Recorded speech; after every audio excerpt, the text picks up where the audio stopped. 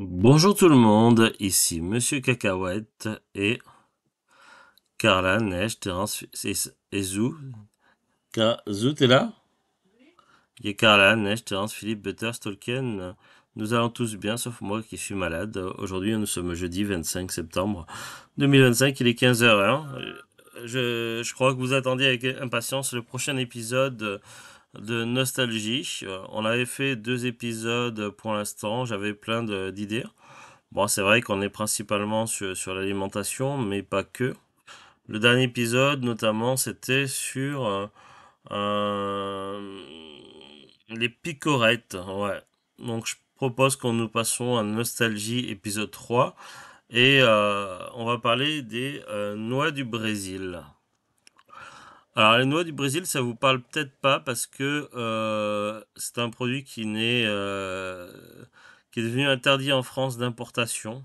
Le produit n'est pas interdit vraiment, donc il est comestible, hein. Mais disons que c'est plus importé du Brésil ou d'Amazonie en France. Mais on en trouve encore sur différents sites de vente en ligne ou même dans les supermarchés, mais de manière décortiquée. On les trouve plus en coque. Ce qui en soit un peu absurde puisque au niveau de la conservation, ça périme et pourrit moins lentement quand c'est en coque en fait, hein. Donc au niveau de la santé, c'est mieux que ce soit en coque, mais on n'en trouve plus en vente en coque. Ce qui en soit complètement débile. Bon. Pourquoi je parle tout ça? Parce que en fait, moi, pendant les fêtes de fin d'année, ou fêtes de Noël, appelez ça comme vous voulez, quand j'étais plus jeune, dans les années 80-90, il y avait toujours, moi j'ai toujours été très friand des fruits secs, ces petits paniers, les petits paniers garnis avec différents types de fruits. Il y avait des noix, des noisettes, des noix de macadamia et il y avait les noix du Brésil. Et souvent, la plupart du temps, il y avait un casse-noix qui était offert. Bon, c'était pas vraiment de la qualité, le casse-noix il tenait pas vraiment bien longtemps, mais c'était plutôt très sympa et ça faisait un petit côté mélange de couleurs. Avec les années, ça s'est un petit peu perdu et plusieurs de ces fruits secs ont disparu. Et du coup, maintenant, il y a quasiment qui restait que les noix, noisettes et amandes. Les noix du Brésil et les noix macadamia n'apparaissent plus dans ces assortiments. C'est un peu dommage. Je propose de vous montrer à quoi ressemblaient ces fameux paniers. Donc voilà, je vous montre l'image.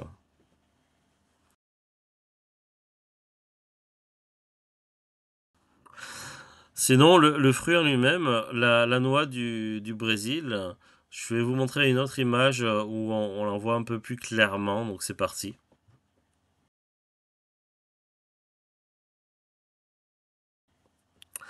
Voilà, je propose qu'on aille également regarder quelques infos pour essayer de bien connaître un petit peu ce fruit qui a un petit peu disparu évidemment des magasins en France. Alors, il y a pas mal d'endroits où s'en parle, donc là j'ai pris par exemple une page de blog sur lafourche.fr. Le titre de la page s'appelle Noix du Brésil, bienfaits, précautions. Tout savoir sur la noix du Brésil, les bienfaits et les précautions par Elisa. Et ça a été publié ça le jeudi 25 juillet 2024. On va faire un peu de lecture. Les fruits secs sont de plus en plus présents dans notre alimentation et c'est une bonne chose car on peut tirer beaucoup de bénéfices de ces super aliments. Pour varier des plus connus, noix, noisettes et autres amandes, avez-vous déjà eu l'occasion de goûter à la noix du Brésil? Ben moi oui. Par contre, c'était vachement chiant à casser au niveau du casse-noix. Cette noix jaune à la pellicule brune est le plus souvent cantonnée au mélange apéritif. Pourtant, regorgeant de vitamine E anti-inflammatoire, de fibres et de lipides, ainsi que de sélénium, la noix du Brésil bio se révèle être une excellente alliée santé. Ses bienfaits sont multiples, naturellement antioxydantes et participant à la bonne santé du système cardiovasculaire. Elle est aussi là où on l'attend le moins et participe à la bonne santé de vos cheveux, de votre peau et de votre ongles. Attention toutefois à ne pas en abuser. Elle contient du sélénium qui, consommé en trop grande quantité, peut avoir les effets inverses de ses bienfaits. Alors, comment bien choisir ces noix du Brésil? Quelle dose de consommation respecter et comment la cuisiner? On vous dit tout. Alors, je vais peut-être pas lire tout l'article parce qu'il est vachement long. Ça a des bienfaits, mais aussi des méfaits. En gros, la différence, c'est par rapport à la quantité. Un petit peu de noix de Brésil, apparemment, ça va, c'est bien.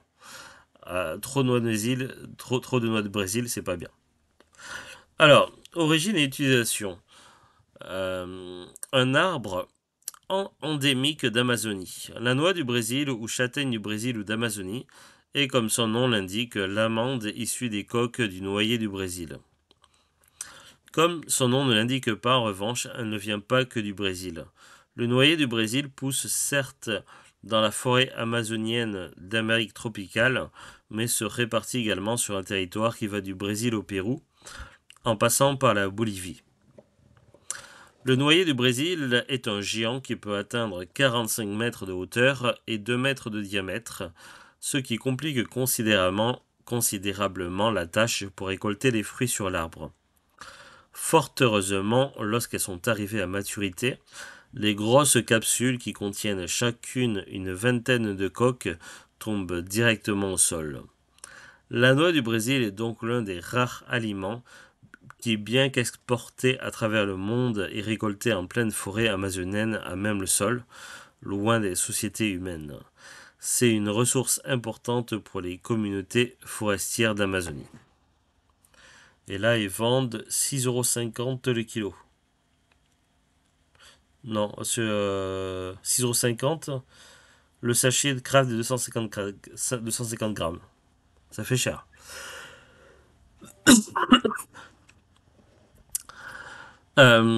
Comment se consomment les noix du Brésil?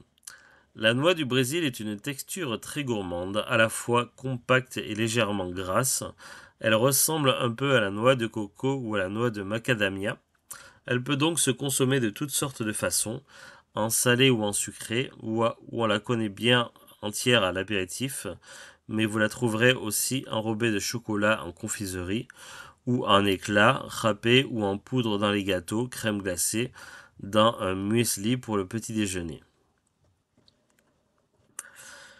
Attention toutefois à les consommer assez rapidement, en raison de sa grande teneur en acides gras, la noix du Brésil rancit très vite. C'est pour cette raison que vous en trouverez parfois sous vide ou en conserve. L'idéal est donc d'en acheter en petite quantité, encore avec leur pellicule brune, car cela facilite la conservation, voire même directement dans leur coque que vous ouvrirez vous-même. Ouais, le mieux c'est de les acheter en coque parce que ça se conserve plus longtemps. Seulement en France, on ne les vend plus en coque. Ce qui est absurde du coup parce que ça va s'aspirer plus vite. Euh, Petite astuce anti-gaspillage, les noix du Brésil se congèlent très bien. Quant aux noix éclatées, elles se conservent dans un contenant hermétique au réfrigérateur. Il existe aussi, comme pour les autres noix, de l'huile sèche de noix du Brésil qui est plutôt utilisée en cosmétique. Bienfait des noix du Brésil. La noix du Brésil et les fruits secs en général sont de vrais atouts santé et nutrition. Le programme national nutrition santé recommande d'ailleurs d'en consommer une petite poignée par jour, entre 20 et 30 grammes. Une source importante de sélénium, un puissant antioxydant. La noix du Brésil est connue pour être une excellente source de sélénium, un oligo-élément indispensable au bon fonctionnement de la glande thyroïde et au fonctionnement du système immunitaire. Ces puissants effets antioxydants permettent également de lutter contre le vieillissement cellulaire précoce et les maladies qu'il entraîne, cancer, maladies neurodégénératives. Riche en vitamine E et anti-inflammatoire, la noix du Brésil est riche en vitamine E qui elle aussi a des effets antioxydants puisqu'elle combine sélénium et vitamine E. La noix du Brésil est donc un aliment antioxydant particulièrement intéressant.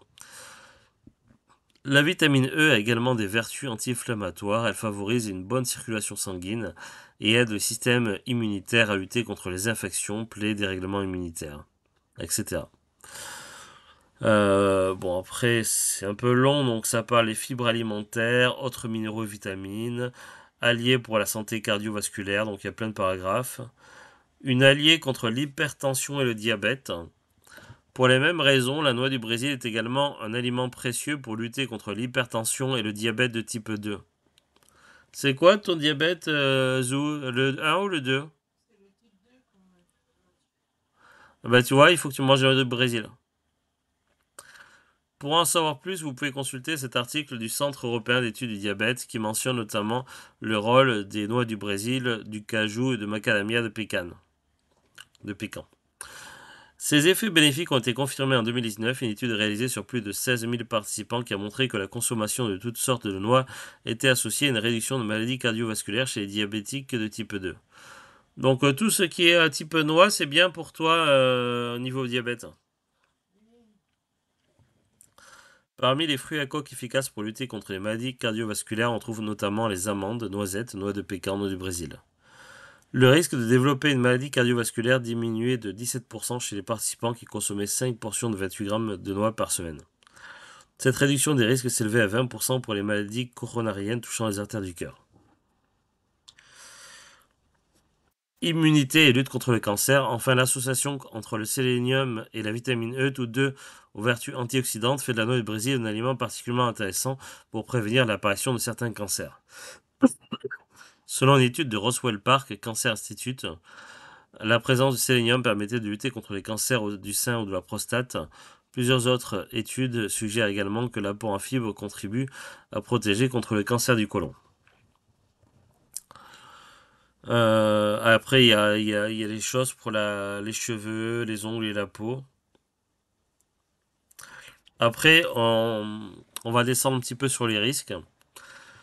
Précautions liées à la consommation de noix du Brésil. Le risque de sélénose en cas de consommation excessive de sélénium.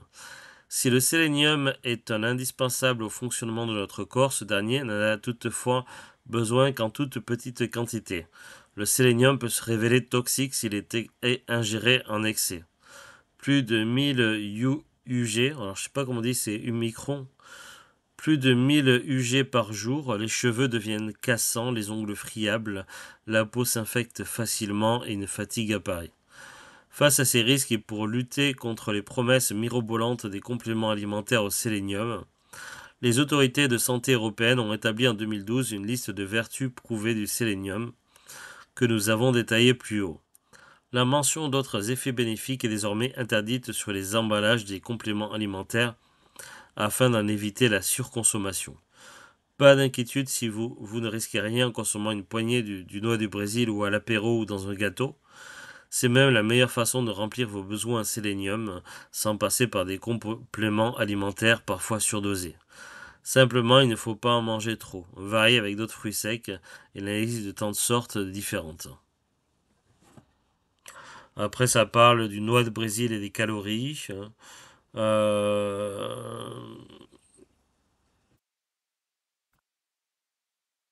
Ça serait assez calorique, oui.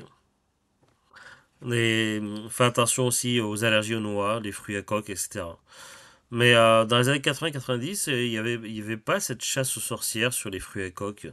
On a l'impression que tout le monde entier est devenu allergique d'un coup. C'est bizarre.